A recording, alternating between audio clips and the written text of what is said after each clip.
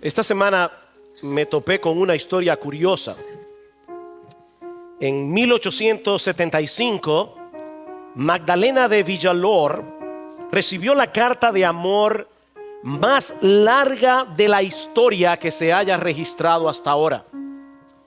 Escrita en francés por un pintor llamado Marcel de Leclerc. Ahora, paradójicamente, aunque era la carta más larga de la historia, lo único que la carta decía era Je vous aime, yo te amo, en francés.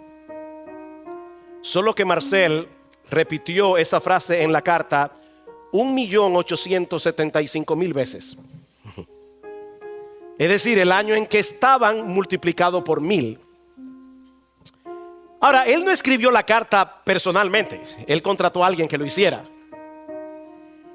Pero de una manera muy curiosa, porque él le dictaba la frase, el individuo la repetía en voz alta y luego la escribía en el papel. Volvía a repetirle la frase, el individuo la repetía de nuevo y entonces volvía a escribirla en la carta, y así una y otra vez. Marcel pudo haberle dicho al escriba simplemente, escribe yo te amo 1.875.000 veces, pero no, él prefirió dictarla palabra por palabra y hacer que el escriba la repitiera antes de escribirla. Al final habían pronunciado y escrito yo te amo 5.625.000 veces. No conocemos el resto de la historia para saber cómo reaccionó esta mujer al recibir esta carta tan inusual. Tal vez hasta le dijo que no. ¿Quién sabe? Lo que sí podemos decir con toda certeza es que el verdadero amor es mucho más que palabras, aunque sean 5 millones. Y comienza a nivel vertical antes de que podamos realmente amar a otros horizontalmente en una forma genuina y sincera.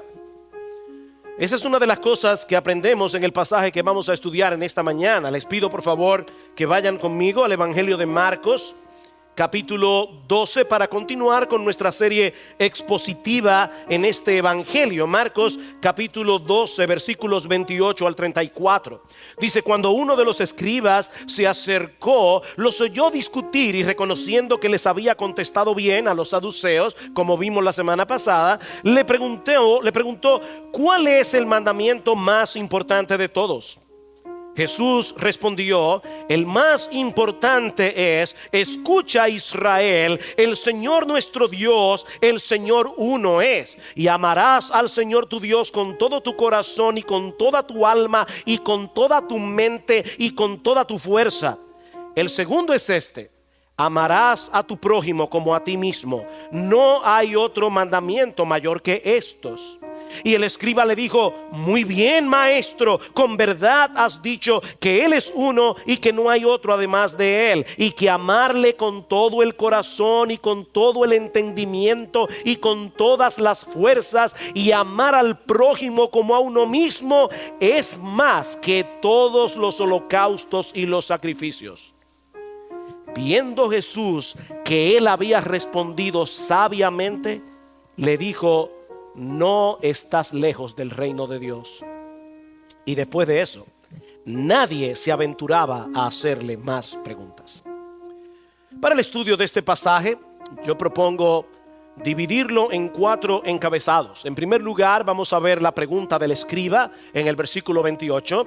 Luego vamos a ver la respuesta de Jesús en los versículos 29 al 31. En tercer lugar, vamos a ver el entendimiento del escriba de la respuesta de Jesús en los versículos 32 al 33. Y finalmente veremos la evaluación que hace Jesús de la condición espiritual del escriba en el versículo 34. Así que veamos en primer lugar la pregunta del escriba. Ahora, debemos recordar que nos encontramos en la última semana del ministerio terrenal de nuestro Señor Jesucristo, y más particularmente en el día martes de esa semana, 3 días antes de su muerte en la cruz del Calvario. Y como hemos visto ya, ese día Jesús fue confrontado una y otra vez por los líderes religiosos de la nación que habían decidido acabar con Jesús.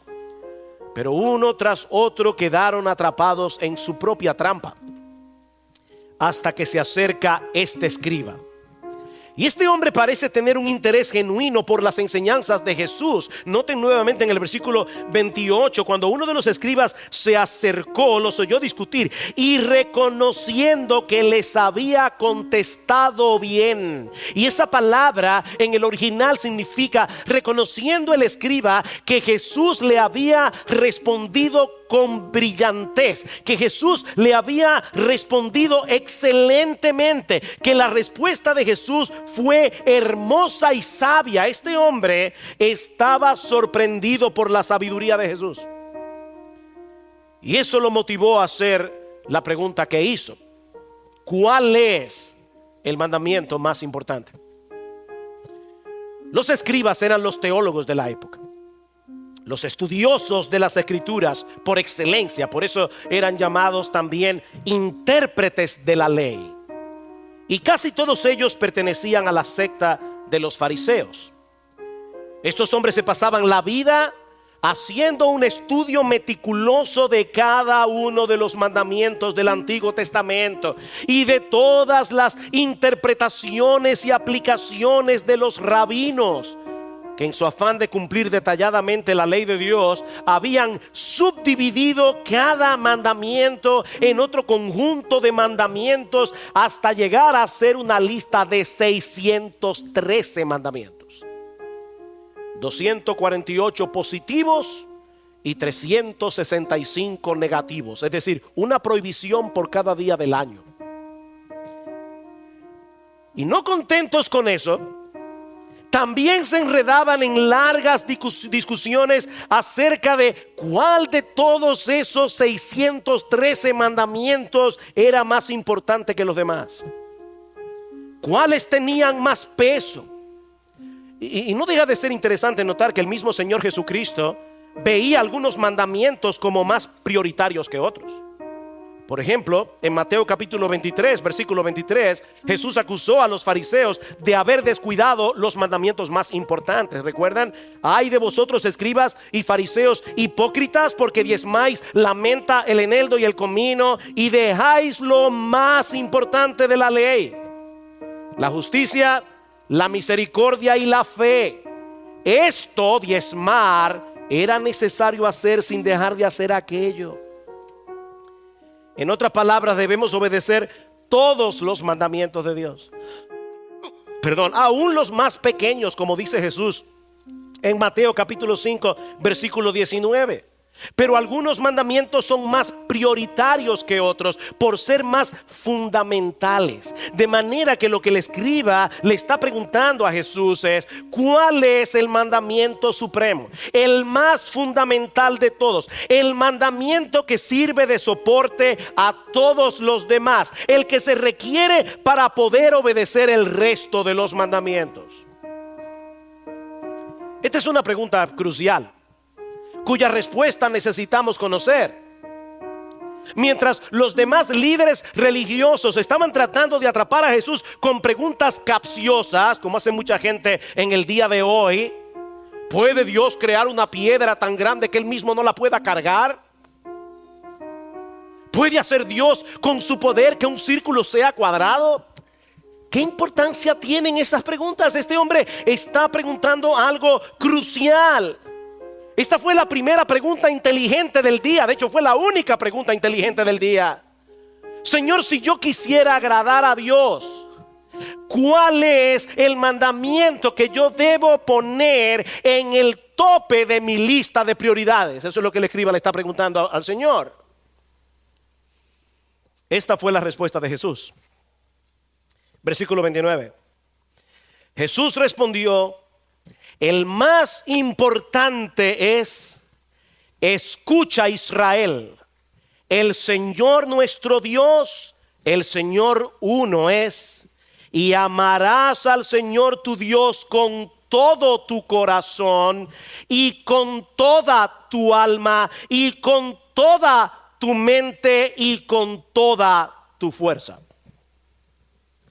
El Señor le responde al escriba citando las palabras que se encuentran en Deuteronomio capítulo 6, versículos 4 al 5. Un texto que es conocido como el Shema, una especie de credo que todo judío piadoso debía recitar en la mañana y en la tarde. Se conoce como el Shema porque esa es la primera palabra hebrea que aparece en el texto de Deuteronomio y que se traduce como escuchar en español. Shema Israel, Adonai Elohenu, Adonai Echad, el Señor nuestro Dios, el Señor uno es. Esta es una doctrina fundamental de las Escrituras. No hay otro Dios aparte del Dios vivo y verdadero que se revela en su creación y que se revela en su palabra. No hay otro Dios. Él es el único soberano. Él es el único que no necesita de nada ni de nadie para su propia existencia, para su propia subsistencia y para su propia felicidad. Él es perfecto en todos sus atributos. Él es perfecto en todo lo que él hace. Él es eterno, Él es inmutable, Él es omnisciente, Él es omnipotente, Él es perfectamente santo, Él es perfectamente justo, Él es perfectamente bueno, Él es perfectamente sabio. No hay nada ni nadie que pueda compararse con Él porque solo Él es Dios. Escucha, Israel. El Señor nuestro Dios, el Señor uno es. Todos los demás dioses que han sido adorados y seguirán siendo adorados a lo largo de la historia no son más que meras invenciones humanas, obras de manos de hombres. Pero nuestro Dios es el creador de los cielos y de la tierra. Él es el que sostiene el universo y a todas sus criaturas, cada una de ellas con la palabra de su poder. Ese es nuestro Dios. Por lo tanto, no puede haber otro mandamiento más prioritario, más importante, más fundamental que amar a ese Dios con un amor supremo. Como alguien decía, este es el mandamiento que nos protege del legalismo al cumplir todos los demás mandamientos. Este es el mandamiento que nos protege del legalismo al tratar de obedecer los demás mandamientos. Porque si no es el amor a Dios lo que nos mueve a la obediencia de sus mandamientos, entonces no hay obediencia realmente, sino un intento de manipular a Dios para que Él haga lo que yo quiero o para evitar su castigo. Es la motivación del amor lo que hace de nuestra obediencia verdadera obediencia. Así que este mandamiento es el más fundamental. Este mandamiento es el más prioritario.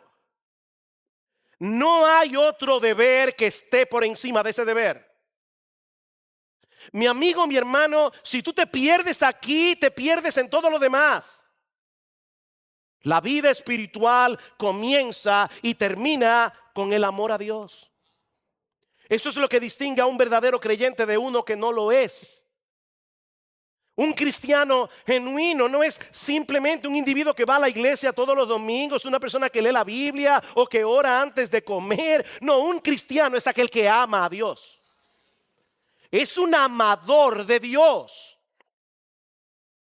No se trata simplemente de reconocer el hecho de que Dios existe o de conocer algunas cosas acerca de Él o incluso estar de acuerdo en el hecho de que la Biblia es su palabra. No, lo que se nos ordena en este primer mandamiento es que amemos a ese Dios con una clase de amor que involucra todo nuestro ser.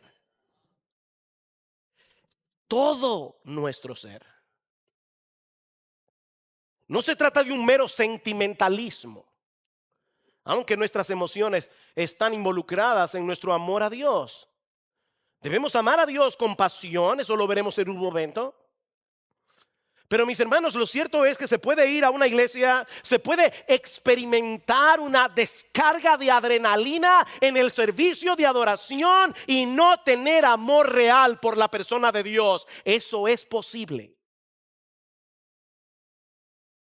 El amor del que se habla aquí implica una decisión de la voluntad y la determinación de entregarse por entero a alguien hasta el punto del sacrificio si es necesario. Esa es la idea de la palabra griega agapao, que se traduce aquí como amor en este pasaje.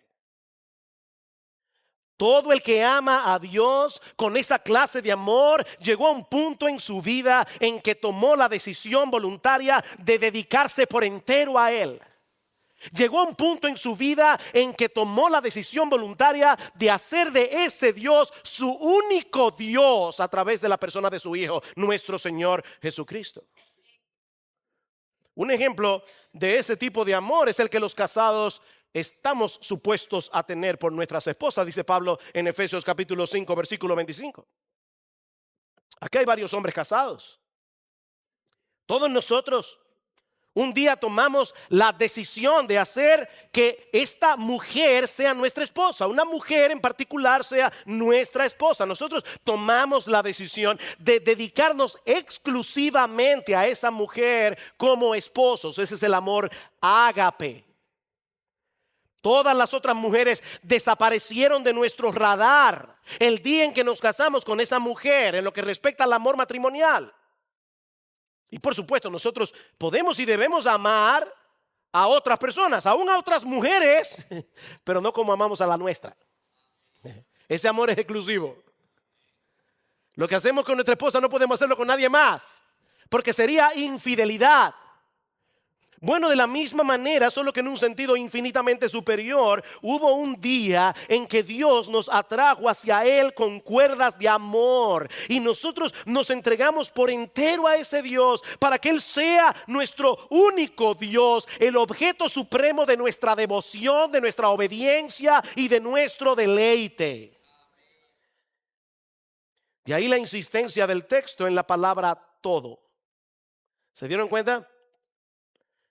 Debemos amar a Dios con todo el corazón, con toda el alma, con toda la mente, con todas nuestras fuerzas. Un Dios como nuestro Dios no puede recibir menos de eso. Con Él, mi amigo, es todo o nada. Es todo o nada. Todo el corazón, toda el alma, toda la mente, todas nuestras fuerzas. Y aunque es difícil hacer una separación de significado muy marcada en cada una de estas palabras, lo cierto es que cada una de ellas enfatiza algo diferente. Amar a Dios con todo el corazón es amarlo con todo lo que somos como personas, mente, emoción, voluntad. Ese es el uso que se le da a la palabra corazón en la Biblia. Es la raíz de nuestra personalidad, de nuestro verdadero yo, la fuente de donde surgen nuestros pensamientos, nuestras palabras, nuestras decisiones, nuestras acciones. Por eso es que en Proverbios capítulo 4 versículo 23 dice: sobre toda cosa guardada, sobre todo lo que tú proteges en la vida, guarda tu corazón, porque de él mana la vida, o como dice la Biblia de las Américas, del corazón brotan los manantiales de la vida. Tu corazón es tu verdadero tú, no lo que parece que tú eres, sino lo que tú eres realmente, cuando tú eres tú. Así que lo que este mandamiento exige de nosotros es que amemos a Dios con todo lo que somos y en todo lo que hacemos. No se trata de una mera apariencia de amor, no es una fachada, es un amor genuino y profundo que se manifiesta en nuestra obediencia a los mandamientos de Dios, porque sinceramente nosotros deseamos agradarlo a Él. Y aunque esa obediencia nunca será perfecta de este lado del cielo, porque el pecado todavía mora en nosotros, es una obediencia genuina, es una obediencia sincera, es una obediencia que anhela la llegada de aquel día en que podamos rendirle a Dios la obediencia perfecta que Él merece. Si me amáis, dice el Señor, guardaréis mis mandamientos. El que tiene mis mandamientos y los guarda, ese es el que me ama.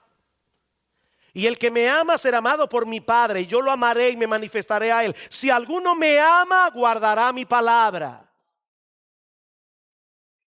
No es la taquicardia del corazón lo que evidencia nuestro amor por Dios. Es nuestra obediencia a sus mandamientos. Eso es amar a Dios con todo el corazón. Pero también debemos amar a Dios con toda nuestra alma. Y la idea parece ser amarlo con pasión.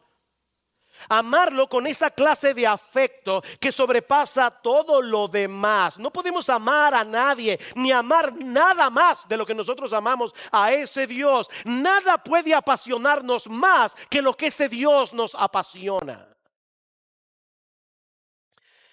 Y no deja de ser interesante notar que el mismo Jesús, que está diciendo aquí que hay un solo Dios y que eso es lo que ese Dios demanda de nosotros, Él demanda también de sus discípulos la misma lealtad, el mismo tipo de amor. El que ama a padre más que a mí no es digno de mí, y el que ama al hijo o a la hija más que a mí no es digno de mí, y el que no toma su cruz y sigue en pos de mí no es digno de mí. ¿Saben lo que el Señor está diciendo aquí? Yo soy Dios. Yo soy Dios. Creemos en un solo Dios que subsiste en tres personas: el Padre, el Hijo y el Espíritu Santo. Y Dios el Hijo está diciendo: tú debes amarme a mí con todo tu corazón y con toda tu alma, porque yo soy Dios. Amar a Dios con toda el alma significa que Él es nuestro más grande anhelo, significa que Él es nuestro más grande tesoro, significa que Él es nuestro más grande deleite, significa que Él es nuestro más grande gozo. Eso es amar a Dios con todo el alma. Puede ser que en un momento dado un verdadero creyente pase por un periodo de enfriamiento espiritual. Pero si es un verdadero creyente, él no se va a acomodar a ese estado. Si es un verdadero creyente, él va a procurar salir de esa condición de tibieza, como el siervo brama por las corrientes de las aguas. Así clama por ti, oh Dios, el alma mía, mi alma tiene sed de Dios. Ese es el sentimiento del creyente que está pasando por un tiempo de sequía. Mi alma tiene sed de Dios. Debemos amar a Dios con todo el corazón, debemos amar a Dios con toda el alma, debemos amar a Dios con toda nuestra mente. Debemos poner al servicio de Dios todas nuestras capacidades intelectuales, debemos poner al servicio de Dios todo nuestro entendimiento.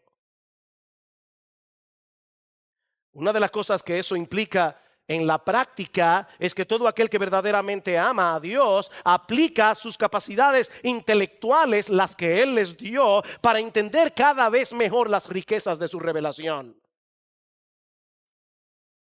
¿Qué nos dice Dios de sí mismo y de sus obras y del Evangelio y de Cristo en su palabra, la Biblia? Mis hermanos, esa es una de las razones por las que en esta iglesia mantenemos la centralidad de la exposición de las Escrituras en nuestros servicios de adoración. Para amar a Dios con toda nuestra alma y darle a Él lo mejor de nuestros afectos, nosotros debemos entender quién es ese Dios. Nosotros debemos entender qué es lo que ese Dios ha hecho por nosotros en la persona de nuestro bendito Señor y Salvador Jesucristo. Mis hermanos, las emociones genuinas que se despiertan en los servicios de adoración en la iglesia son las que comienzan en el intelecto. En el intelecto. De lo contrario, eso es puro emocionalismo, eso es pura manipulación. Y las iglesias están llenas de manipuladores. Jesús le dijo a la mujer samaritana en Juan capítulo 4 versículo 23 que Dios está buscando verdaderos adoradores. ¿Y sabes quiénes son los verdaderos adoradores? Los que le adoran en espíritu y en verdad. Los que le adoran en espíritu y en verdad. Y la verdad se entiende con la cabeza. Debemos amar a Dios con todo nuestro corazón, debemos amar a Dios con todo el alma, debemos amar a Dios con toda nuestra mente, debemos amarlo con todas nuestras fuerzas. Es decir, debemos amar a Dios con la totalidad de nuestras capacidades físicas. Dedícame a mí lo mejor de las facultades con las que yo te he dotado. Dedícame a mí lo mejor de tus energías. Dedícame a mí lo mejor de tu capacidad productiva. Hay personas que son increíblemente creativos y productivos a la hora de hacer dinero o para hacer que una empresa funcione como debe funcionar. Bueno, amar a Dios con esas facultades significa hacer lo que tú haces en cualquier área de tu vida, incluyendo tu trabajo, para la gloria de Dios, para que la gente reconozca en ti las capacidades que Él te ha dado, no para que te admiren a ti, sino para que admiren a Dios. Pero también implica poner esos dones, talentos y recursos al servicio de su iglesia. También significa poner esos dones, talentos y recursos para la expansión del reino de Dios. Nosotros debemos ser creativos y productivos para la obra de Dios en la iglesia y en el mundo. La iglesia es un cuerpo. La iglesia no está llamada a que un grupito de hombres lo hagan todo. La iglesia está llamada a ser un equipo de hombres y mujeres, un ejército donde todos estamos poniendo nuestros dones, nuestros talentos, nuestros recursos, nuestras energías para la expansión del evangelio, para la edificación del cuerpo de Cristo. Nosotros necesitamos hombres y mujeres entregados por entero en cuerpo y alma al servicio del Señor. Esa famosa distinción que hacen algunos, bueno, hay creyentes que están a tiempo completo, los pastores obviamente, otros que no están a tiempo completo. Eso es falso. Todos los cristianos estamos a tiempo completo porque todos somos creyentes 24/7, los 365 días del año. Ama a Dios con todas tus fuerzas. Amar a Dios es el mandamiento más importante de toda la Biblia, pero amarlo de esa manera. Ese es el deber que debemos colocar en el tope de nuestra lista de prioridades. Debemos dedicarle a Dios todo lo que somos y hacer de Él nuestro más grande tesoro, nuestro más grande deleite, nuestro más grande gozo. Eso es lo que implica amar a Dios con todo nuestro corazón, con toda nuestra alma, con toda nuestra mente, con todas nuestras fuerzas. Pero hay algo más implicado en ese mandamiento. Vean una vez más el versículo 31. El escriba le preguntó a Jesús por el mandamiento más importante. Pero ahora el Señor quiere hacerle ver que el amor a Dios está inseparablemente unido al amor al prójimo. Versículo 31. El segundo es este. Él le hizo una pregunta, pero el Señor siempre da más de lo que uno le pide. El segundo es este: amarás a tu prójimo como a ti mismo. No hay otro mandamiento mayor que este. Y el Señor está citando aquí Levítico capítulo 19 versículo 18, Deuteronomio 6, Levítico 19. En el texto paralelo en el Evangelio de Mateo dice que estos dos mandamientos, amar a Dios y amar al prójimo, resumen toda la ley y los profetas. En estos dos mandamientos se resume toda la ley y los profetas. En otras palabras, todo lo que Dios nos ha revelado en su palabra nos lleva de la mano al cumplimiento de estos dos deberes: amar a Dios con todo tu ser, amar al prójimo como a ti mismo. No se puede amar a Dios sin amar al mismo tiempo a aquellos que llevan impresa su imagen. Y el hombre fue hecho a la imagen de Dios. Debemos amar a Dios, debemos amar al prójimo. Ahora es importante señalar aquí que el Señor no nos está ordenando en este texto que nos amemos a nosotros mismos para que entonces seamos capaces de amar al prójimo. Y aclaro esto porque esa es una enseñanza que se ha vuelto popular, muy popular recientemente, incluso en círculos cristianos. Debemos amarnos a nosotros mismos antes de que podamos amar a los demás. Suena lógico, ¿verdad? Porque Jesús dice que debemos amar a los demás como nos amamos a nosotros mismos. Así que si no nos amamos a nosotros mismos, dicen estos expertos, tampoco podremos amar al prójimo. Genial. Ahora, si ese fuera el caso, entonces debemos llegar a la conclusión de que el mandamiento más importante no es amar al prójimo. El mandamiento más importante entonces sería amarnos a nosotros mismos. Yo no sé cómo ellos encajan eso con niega tu propia vida, crucifícala en la cruz, pero ellos enseñan eso. Pero no es lo que Jesús enseña. No, no, no, Jesús no está enseñando eso aquí. Jesús está asumiendo que todos nos amamos a nosotros mismos. Eso es una realidad. Eso es parte intrínseca de nuestra naturaleza. Eso viene en el ADN de los seres humanos. Ocuparnos de nosotros mismos, cuidarnos a nosotros mismos, protegernos a nosotros mismos. Y lo que Dios nos dice en su palabra es que nosotros debemos amar a los demás con esa misma clase de amor que ya tú tienes por ti mismo. Tú te amas a ti mismo, créeme, con todo tu corazón, con toda tu alma. Tú te amas a ti mismo. En estos días hablaba con una jovencita que me decía: pastor, es que yo tengo un problema de baja autoestima. Digo: no, mi hija, no. El problema tuyo es otro muy diferente. Tú te estimas demasiado a ti misma. ¿Sabes por qué tú eres una idólatra? Le decía yo. Tú eres una idólatra porque en el fondo tus ídolos sirven para ti. Tú te adoras a ti misma en la adoración de tus ídolos. Eso es como el joven o la joven. Yo no sé cuántas veces yo he tenido ese caso en mi oficina. Una joven que me dice: pastor, conocí al hombre de mi sueño. Es un tipo maravilloso, caballeroso, inteligente, tiene los pies en la tierra y para colmo es buen mozo.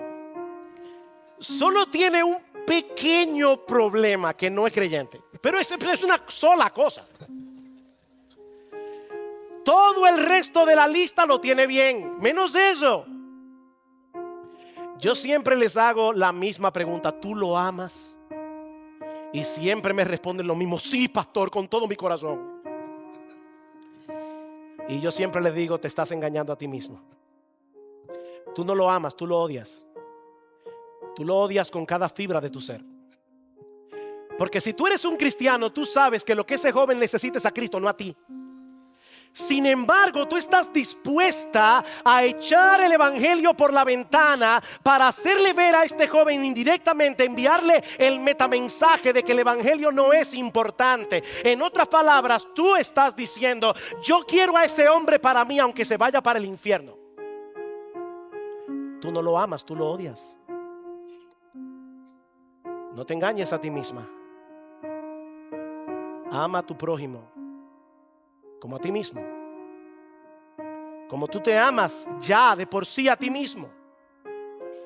Todo el empeño, toda la creatividad, toda la energía que nosotros gastamos en proveer para nuestras necesidades, con ese mismo empeño, con esa misma creatividad, con esa misma energía, debemos amar a los demás, incluyendo a nuestros enemigos. Uy. Si tú amas a los que te aman, dice Jesús, ¿qué recompensa tú vas a recibir? Hasta los impíos hacen eso. ¿Recuerdan ustedes la parábola del buen samaritano? Se acerca un escriba, otra escena, una escena diferente, y le dice: el Señor, ¿cuál es el mandamiento más importante? Jesús le dice lo mismo: amar a Dios, amar al prójimo. Pero para el judío, el prójimo era otro judío. Ellos no amaban a nadie más, solamente a los de su raza. Y Cristo le dice: déjame hacerte una historia. Un hombre iba en el camino a Jericó, cayó en manos de ladrones, lo golpearon, lo dejaron medio muerto. Pasó un sacerdote y no le hizo caso. Pasó un levita y no le hizo caso. Pasó un samaritano y lo socorrió. Wow, el samaritano era aborrecido por los judíos. Cuando un samaritano pasaba por el lado de un judío, el judío escupía en el piso de desprecio. Y el Señor le dice: pasó un samaritano y sabes que él fue que cuidó de ese hombre golpeado, herido. Ahora yo te voy a hacer una pregunta: ¿quién era el prójimo de ese individuo? Los judíos odiaban tanto a los samaritanos que él no pudo decirle: oh, el samaritano. No, el que cuidó de él. Ah, está bien, ve y haz lo mismo. Ve y haz lo mismo aún por aquellas personas que tú desprecias. Ve y haz lo mismo, porque ese es tu prójimo, el que te necesita. Ese es tu prójimo. Este mandamiento de amar al prójimo también es fundamental, Por eso decía Agustín de Hipona en una frase que ha sido muy mal interpretada: ama y haz lo que quieras. Ama y haz lo que quieras. Porque si de verdad amas a Dios con todo tu ser y amas a tu prójimo como a ti mismo, vas a cumplir a favor de Dios y del prójimo todos los mandamientos. ¿O no es así? Pablo dice en Romanos capítulo 13 versículo 8 que todo aquel que ama a su prójimo ha cumplido la ley. Y ahora explica: porque no adulterarás, no matarás, no hurtarás, no dirás falso testimonio, no codiciarás, y cualquier otro mandamiento. En esta sentencia se resume: amarás a tu prójimo como a ti mismo. El amor no hace mal al prójimo, así que el cumplimiento de la ley es el amor. El que ama a Dios va a cumplir la primera tabla de la ley: no tendrás dioses ajenos delante de mí, no te harás imagen de Dios, no tomarás el nombre del Señor en vano, guardarás su día santo para tener comunión con Él. El que ama al prójimo va a cumplir la segunda tabla de la ley: honra a tu padre y a tu madre, obedece a las autoridades que Dios ha puesto sobre ti, no matarás, no hurtarás, no mentirás, no codiciarás. Mis hermanos, no hay que ser un gran teólogo ni saber griego y hebreo para saber lo que Jesús está diciendo aquí. De verdad, no hay que ser un genio para entender lo que Jesús está diciendo aquí. Si queremos agradar a Dios, debemos amarlo a Él con todo lo que somos, en todo lo que hacemos, y amar al prójimo como nos amamos a nosotros mismos. Veamos ahora mucho más brevemente. Ya hemos visto la pregunta, la respuesta. Veamos ahora mucho más brevemente el entendimiento que tuvo el escriba al escuchar esa respuesta de Jesús. Vean el versículo 32. Y el escriba le dijo: muy bien, maestro, con verdad has respondido, has dicho que Él es uno y no hay otro además de Él, y que amarle con todo el corazón y con todo el entendimiento y con todas las fuerzas, y amar al prójimo como a uno mismo, es más que todos los holocaustos y los sacrificios. Es evidente que este hombre no tenía los mismos prejuicios ni la misma animadversión que los otros escribas y fariseos. Él está escuchando a Jesús con una buena disposición, con un genuino deseo de aprender. Y por eso llegó a la conclusión que llegó: que nuestra relación con Dios no se basa en rituales, que nuestra relación con Dios no se basa en ceremonias, que nuestra relación con Dios es un asunto del corazón. Es un asunto del corazón. Que lo que Dios pide de nosotros es mucho más que una fachada de piedad, es mucho más que una fachada de decencia, como pensaban los fariseos. Y Cristo tuvo que decirle: ustedes son sepulcros blanqueados, por fuera se ven bien, pero por dentro están llenos de huesos de muertos.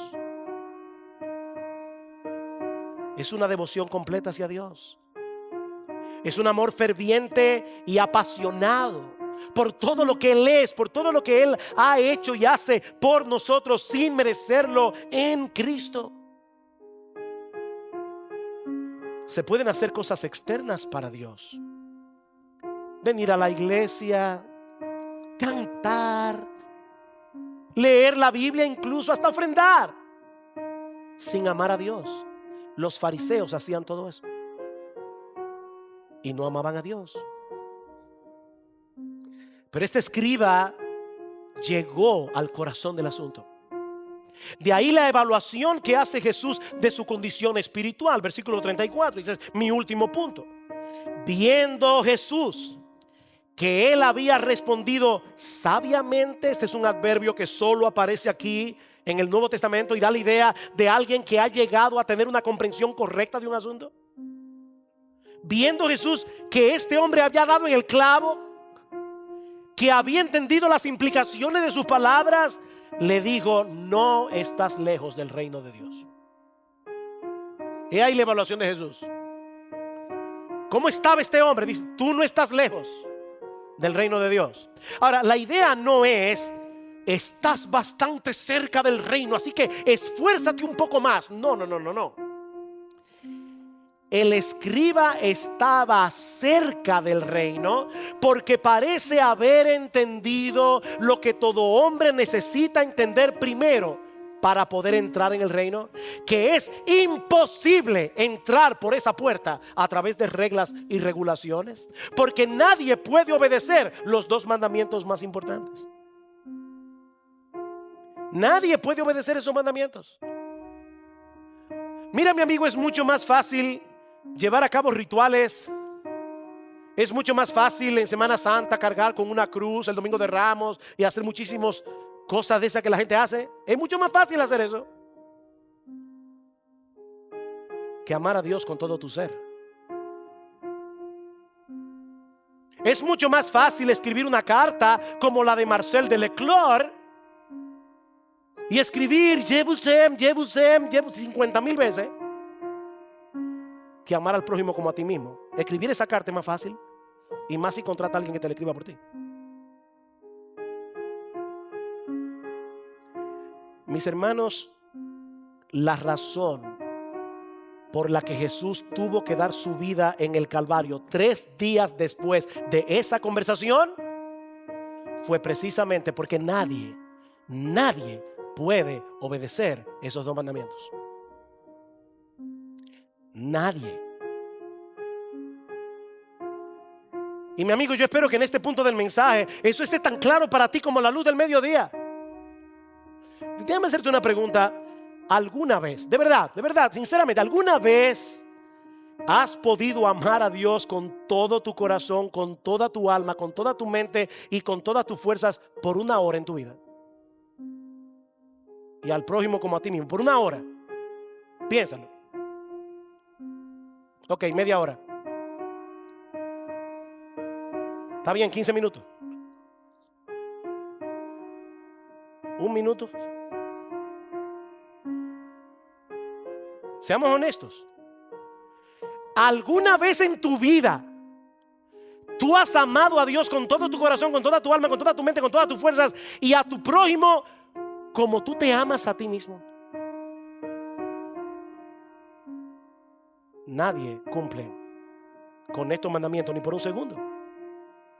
¿Sabes lo que eso significa? Que nosotros vivimos violando los 2 mandamientos más importantes de la ley todo el tiempo. Eso es lo que significa. El más grande pecado no es matar, no es robar, no es mentir, no es adulterar. El más grande pecado es no amar a Dios con todo tu ser y no amar a tu prójimo como a ti mismo. Ese es tu más grande pecado, ese es mi más grande pecado. De manera que constantemente estamos cometiendo los 2 pecados más graves a los ojos de Dios. Pero es aquí precisamente donde entra en juego la buena noticia del Evangelio. Hubo uno que sí llenó la medida hasta el tope. Uno solo. En toda la historia, después de la caída de Adán. Un solo hombre que desde la cuna hasta la tumba amó a Dios con todo su corazón, con toda su alma, con toda su mente, con todas sus fuerzas, y amó al prójimo como a sí mismo. El Dios encarnado, la segunda persona de la Trinidad hecha hombre, nuestro bendito Señor y Salvador Jesucristo, el único.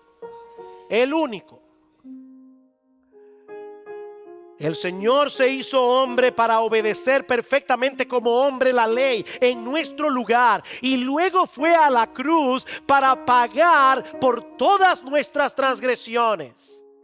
Eso hizo nuestro Dios.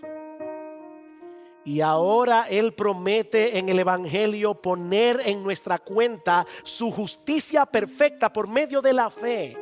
Mi amigo, lo que yo estoy diciendo es que todo aquel que cree en Jesús, todo aquel que cree en su obra de redención, Dios le atribuye a esa persona que cree la obediencia de su Hijo. Es decir, a partir de ese momento Dios nos trata como si la obediencia perfecta de Jesús fuera nuestra.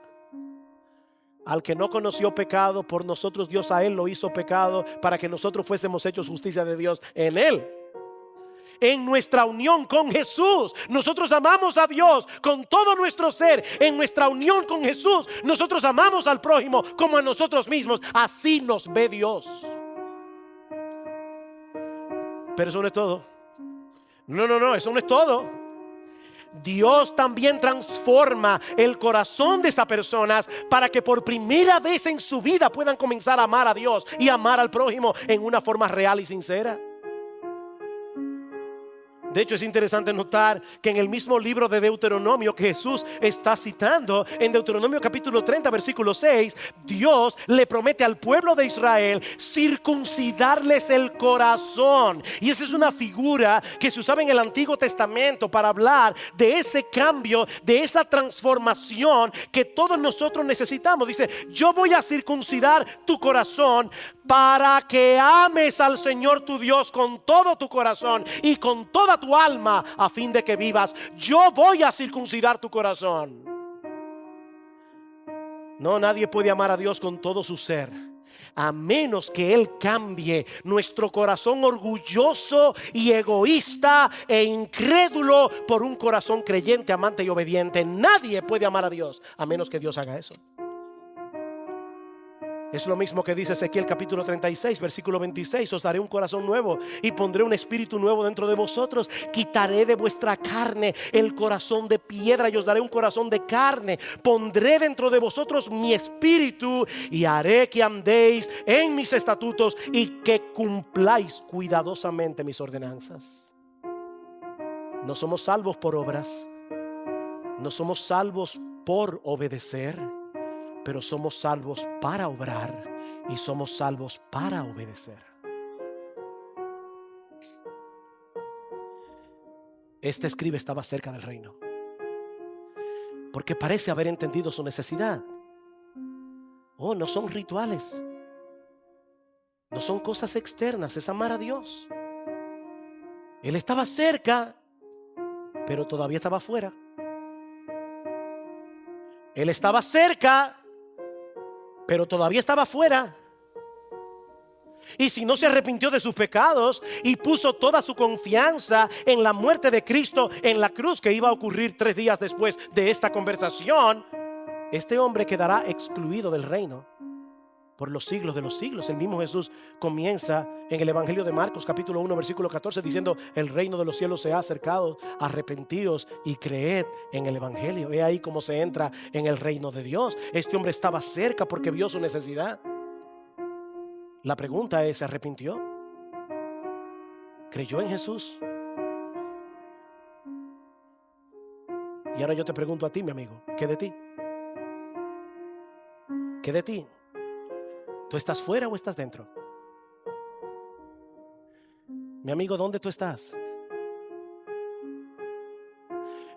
Miembros de Iglesia Bíblica del Señor Jesucristo, yo sé que cada vez que los pastores aquí decimos mi amigo, todos los miembros de la iglesia creen que no es a ellos que le estoy hablando. No. Si tú quieres, hermanos y amigos, esta pregunta es para todos. ¿Dónde tú estás? ¿Dentro o fuera? La pregunta no es si tú eres miembro de esta iglesia. La pregunta no es si algún día tú hiciste la oración del pecador y le pediste a Jesús que entrara en tu corazón. No, yo no estoy preguntando eso. La pregunta es si tú estás fuera o dentro del reino, porque los que están dentro lo manifiestan a través de su amor a Dios y su amor al prójimo. Pablo dice en 1 Corintios capítulo 16 versículo 22: si alguno no ama al Señor Jesucristo, sea anatema. ¿Tú oíste eso? Anatema, maldito de Dios. Lo que Pablo está diciendo en 1 Corintios 16 22 es que el que no ama al Señor Jesucristo está condenado. Y lo mismo podemos decir del amor al prójimo. Primera de Juan capítulo 4 versículo 7: amados, amémonos unos a otros, porque el amor es de Dios. Todo aquel que ama es nacido de Dios y conoce a Dios, porque Dios es amor. El que no ama no ha conocido a Dios. El que no ama no ha conocido a Dios. Dice en primera de Pedro capítulo 1 versículo 22 que nosotros fuimos regenerados para poder amarnos fraternalmente, de corazón puro. Y aunque de este lado de la eternidad nadie puede alcanzar un estado tal de perfección que llegue a amar a Dios con todo su ser y al prójimo como a sí mismo, la semilla de ese amor está sembrada en el corazón de todo verdadero cristiano. Y esa semilla crece y esa semilla da fruto. ¿Estás fuera o estás dentro? ¿Dónde tú estás? Es por eso que nosotros podemos obedecer los mandamientos de Dios, no perfectamente, pero sí sinceramente. Es por eso que anhelamos de todo corazón la llegada de ese bendito día en que todo vestigio de pecado será eliminado de nuestras vidas. Anhelamos la llegada de ese día, como decía Alberto al principio del servicio. El verdadero creyente lucha contra los ídolos que intentan suplantar a Dios en el altar de sus afectos. Lucha con ellos. El verdadero creyente se resiste a ser arrastrado por el mundo y sus valores, porque son contrarios a la voluntad de Dios. Muchos están preocupados por la mundanalidad en la iglesia. ¿No será que hay muchos impíos en su membresía? Porque la Biblia dice claramente que el que ama al mundo, el amor del Padre no está en él. Mis hermanos, esto es serio. El que ama al mundo, el que quiere vivir con el mundo, el que está siendo arrastrado por la corriente de este mundo, Juan dice, el amor del Padre no está en él.